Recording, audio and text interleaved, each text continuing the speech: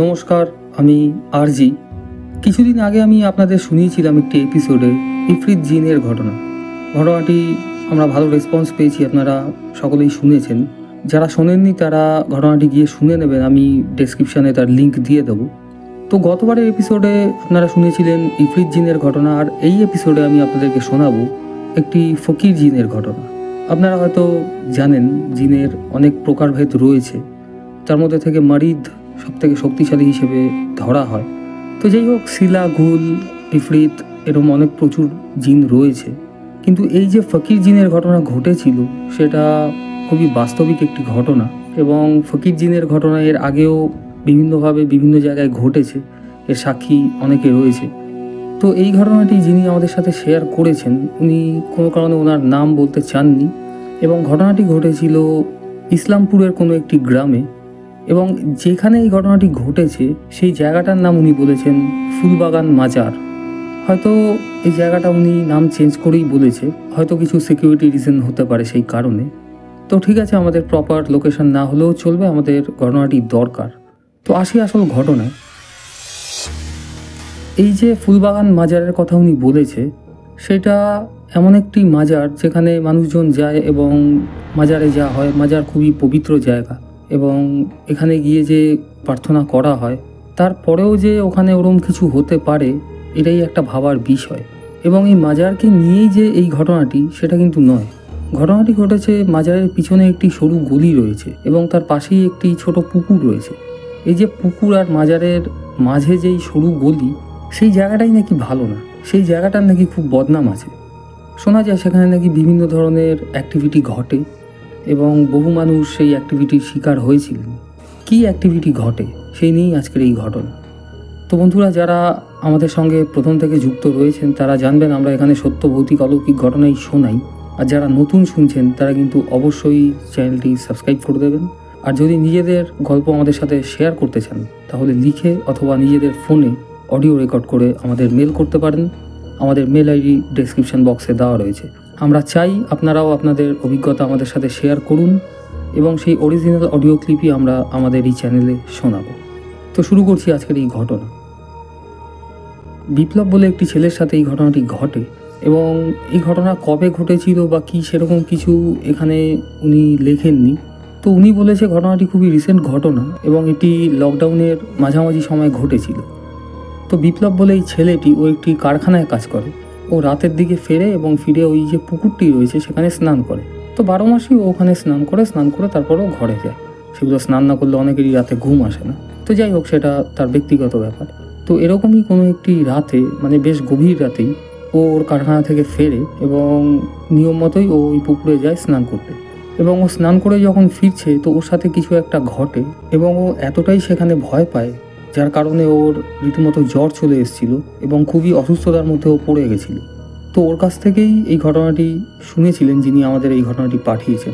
তো বিপ্লবকে গিয়ে যখন উনি জিজ্ঞেস করেছিলেন যে কি কি ঘটনা ঘটেছিল, তো বিপ্লব জানিয়েছিল এরকমই এক মধ্যরাতে ও যখন কারখানা থেকে ফিরেছিল, ও নিয়ম মাফিক ওই পুকুরে যায় স্নান করতে, এবং স্নান সেরে ও যখন ওখান থেকে আসছে ওর প্রথমে মনে হলো যে ওর সাথে আরও কেউ যেন পুকুরে স্নান করছে। তো এইখানে একটা কথা উনি বলেছিলেন যে ওই পুকুরে কিন্তু খুব বেশি কেউ স্নান করতো না, এবং যারা করতো তারা এই দুপুরের দিকেই স্নান করতো। রাতে সেখানে ওই বিপ্লব ছাড়া আর কেউই যেত না স্নান করতে। তো যাই হোক, বিপ্লব বলল প্রথমে ওর মনে হলো যে ওর সঙ্গে আরও কেউ ওই পুকুরে স্নান করছে। ওর যেন মনে হচ্ছে ও যখন পুকুরে ডুব দিচ্ছে ওর সাথে আরও কয়েকজন যেন ডুব দিচ্ছে। তো এই গেল প্রথম পয়েন্ট। আর দ্বিতীয়ত, ও যখন ওই সরু গলি দিয়ে হেঁটে আসছে ও পরিষ্কার প্রথমে শুনতে পায় কেউ ওকে ডাকলো ওর নাম ধরে, এবং আরেকটু এগিয়ে যাওয়ার পরই ও দেখতে পায় একজন বয়স্ক লোক, সে সাদা একটি পাঞ্জাবি, সাদা টুপি মাথায় এবং লুঙ্গি পরে দাঁড়িয়ে রয়েছে। এই জিনিসটি দেখে প্রথমেও ঘাবড়ে যায় যে এত রাতে এখানে আমি যাতায়াত করি, কোনোদিন এরম কাউকে আমি দেখিনি। ও ভেবেছে হয়তো এই ভদ্রলোকই ওকে ডাকছে। তো এগিয়ে গিয়ে জিজ্ঞেস করে যে চাচা আপনি আমাকে ডাকলেন? তো ভদ্রলোক কোনো কথা বলছে না, এবং ভদ্রলোক কিন্তু মানে পিছন ফিরে দাঁড়িয়ে রয়েছে। তো ও আবার জিজ্ঞেস করে যে চাচা আপনি কি আমায় ডাকলেন? আর আপনি কে? মানে এখানে আগে তো আপনাকে আমি দেখিনি। বয়স্ক মানুষ বোঝাই যাচ্ছে। তো উনি কোনো রেসপন্স করছে না দেখে ও অত কিছু না ভেবে ও পাশ কাটিয়ে এগিয়ে আসে। তখন ওই ভদ্রলোক ওর পিঠে হাত দেয়, এবং অনুভব করে সেই হাতের স্পর্শ অস্বাভাবিক ঠান্ডা, এবং সাথে সাথে ও ঘুরে তাকায় এবং ঘুরে তাকিয়ে ও যা দেখে ও ওখানেই অজ্ঞান হয়ে যায়। ও দেখে সেই ভদ্রলোক খুবই অদ্ভুত ধরনের দেখতে এবং সে মুখে একটি কাঁচা মাছ নিয়ে দাঁড়িয়ে রয়েছে। এবার একবার ভেবে দেখুন বন্ধুরা, অত রাত্রিবেলা, তার উপর ওরকম একজন বয়স্ক মানুষ যার মুখে একটি কাঁচা মাছ, কী অবস্থা হবে সেই মানুষটি যে সামনে ফেস করছে এই জিনিসটি। তো এইটা দেখার পর ওখানে বিপ্লব পুরোপুরি অজ্ঞান হয়ে যায় এবং অনেকক্ষণ হয়ে যাওয়া তোর বাড়ির লোক যখন দেখছে ও এখনও আসছে না, তখন সবাই মিলে ওখানে যায়, যে দেখে ওই অবস্থায় বিপ্লব ওখানে পড়ে রয়েছে এবং সাথে সাথে ওকে ওখান থেকে তুলে নিয়ে যাওয়া হয় বাড়িতে এবং বাড়িতে নিয়ে গিয়ে মোটামুটি ওর হুঁশ আসে সকালবেলা। রাতে ডাক্তার এসে বলে যে ওর সাথে এমন কিছু হয়তো হয়েছে কিংবা লো প্রেশার, তো এরকম মেডিকেল ট্রিটমেন্টে যা বলে, তো ডাক্তার এসব বলে বেরিয়ে যায়। কিন্তু সকালবেলা যখন ওর হুঁশ আসে তখন ও এমন এমন সব কথা বলছিল, ওর আশেপাশের লোকজনরা তখন এইসব কথা শুনে বুঝতে পারে যে ওর মধ্যে অস্বাভাবিক কিছু রয়েছে এবং ওরই চেনা একজন তখন বলে যে এই মাজারের রাস্তায় ও যখন স্নান করতে যায় এই ব্যাপারটা তো কোনোভাবেই ঠিক না। এর আগেও ওকে অনেকবার করে ওর বাড়ির লোকরাও বুঝিয়েছিল এবং আশেপাশের অনেকেই বুঝিয়েছিল যে তুমি স্নান করো, তুমি তোমার বাড়িতে কল রয়েছে সেখানে তুমি স্নান করো, কিন্তু তুমি ওই পুকুরে গিয়ে কেন স্নান করো। এবং বিপ্লব বলেছিল ওর যেহেতু ছোটো থেকে অভ্যাস, ও পুকুরেই স্নান করে, ওর পুকুরে স্নান না করলে নাকি ও রাতে ঘুম আসে না। তো যাই হোক, এই সব বলে ব্যাপারটাও কাটিয়ে দিয়েছিল। কিন্তু ওর এই আশেপাশের লোকরা ওর এই বিহেভিয়ার থেকে তখন পরিষ্কার বুঝে যায় যে ওর সাথে কিছু একটা ঘটেছিল। কারণ আমি আগেই বলে রেখেছি, ওই মাজারের পেছনের রাস্তাটা ওটা খুবই বদনাম একটা জায়গা ছিল এবং সচরাচর ওখানে কেউ যাতায়াত করতো না।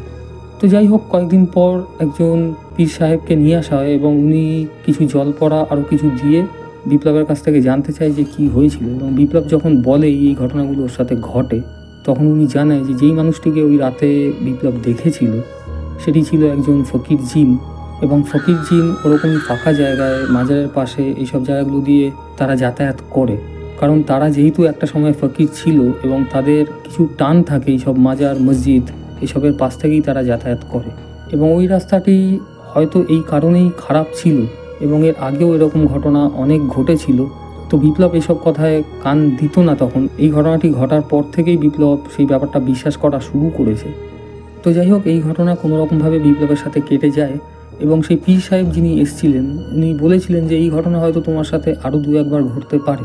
তখন বিপ্লব জানতে চায় যে কেন ঘটবে, কিংবা বিপ্লবের আশেপাশে যারা ছিল ওর বাড়ির লোক প্রত্যেকেই জানতে চায় যে আবার ঘটবে মানে যদি অঘটন কিছু হয়ে যায় তাহলে কি হবে।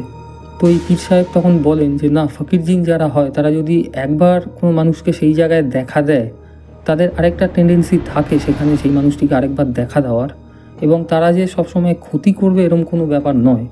এবং তারা সেই সব মানুষগুলোকেই বেশি পছন্দ করে যারা একা কোনো নির্জন স্থান থেকে যাতায়াত করে বা এরকম পুকুরে স্নান করে, তাদেরকেই ফকির জিনরা বেশি লক্ষ্য রাখে এবং তাদের উপরে তাদের একটা টান থাকে। একটা বড় ব্যাপার হচ্ছে এরকম ঘটনা যে ঘটে সেটা প্রথমত অনেকেই বিশ্বাস করতে চায় না এবং যাদের সাথে ঘটে তারাই একমাত্র বুঝতে পারে যে তখন তাদের উপরে কি যায়।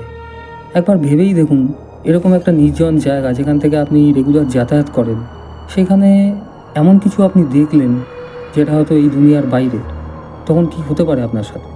তো বিপ্লব খুব জোর বাছা বেঁচে এসেছিল সেই জায়গা থেকে। ও সেই কারণেই হয়তো সেই সব জায়গা পুরোপুরি অ্যাভয়েড করে দিয়েছে, কোনোভাবেই সেই সব জায়গা থেকে আর যাতায়াত করে না। এবং যাদের সাথে এই সব ঘটনাগুলো ঘটেছে, আমরা এর আগেও বেশ কিছু মানুষের সাথে কথা বলেছি এবং অনেকেই রয়েছে যারা আমাদের চ্যানেলে গল্প দিয়েছিল, তারাও জানিয়েছিল যে যাদের সাথে এরকম ব্যাপারগুলো ঘটেছিল তারা কেউই আর সেই সব জায়গায় যায় না। অনেকেই হয়তো এখান থেকে চলেও গেছে কিংবা এখানে থাকেই না বলতে গেলে। তাদেরও কিন্তু একটা স্মৃতির ছাপ এবং সেই দিনের যে অস্বাভাবিক ঘটনা সেটা কিন্তু সবসময় মাথায় থেকেই যায়। তো যাই হোক, বিপ্লব এরকম আরও কয়েকবার সেখান থেকে যাতায়াত করেছে, তবে ও রাতে আর যায়নি কারণ পীর সাহেবের কথাও মাথায় রেখেছিল এবং পীর সাহেব এটাও জানিয়েছিলেন যে হয়তো তিনি তোমার কোনো ক্ষতি করবে না কারণ তিনি একজন ফকির জিন, তো তবুও তুমি সেই জায়গাটিকে এড়িয়ে চলবে, না যাওয়াই ভালো। এবং বিপ্লব জানিয়েছিল যে ও সেই যে দৃশ্য দেখেছিল ওরকম দৃশ্য যে ঘটতে পারে সেটা ওর ধারণার বাইরে, এবং এই দৃশ্য ওর নাকি সবসময়ই মনে পড়তো এবং আর কোনো দিনও ওই জায়গা থেকে রাত্রিবেলা যাতায়াত করেনি। তো এই ছিল একটা সত্যি রোমহর্ষক ঘটনা। আপনারা যারা ফকির জিনের ব্যাপারে জানেন তারা হয়তো জানবেন যে এরকম অনেক কিছু ফকির জিনরা করতে পারে। তো বন্ধুরা, আপনাদের কাছে এরকম কোনো অভিজ্ঞতা থাকলে আমাদের সাথে শেয়ার করুন, আমাদের মেল করুন। আমাদের মেল আইডি ডেসক্রিপশন বক্সে রয়েছে। আজকের জন্য এইটুকুই রইল। দেখা হচ্ছে পরের এপিসোডে কোনো সত্য ভৌতিক অলৌকিক ঘটনা নিয়ে। ততক্ষণ ভালো থাকুন, সুস্থ থাকুন আর শুনতে থাকুন আমার সঙ্গে RG রেডিও স্টেশন।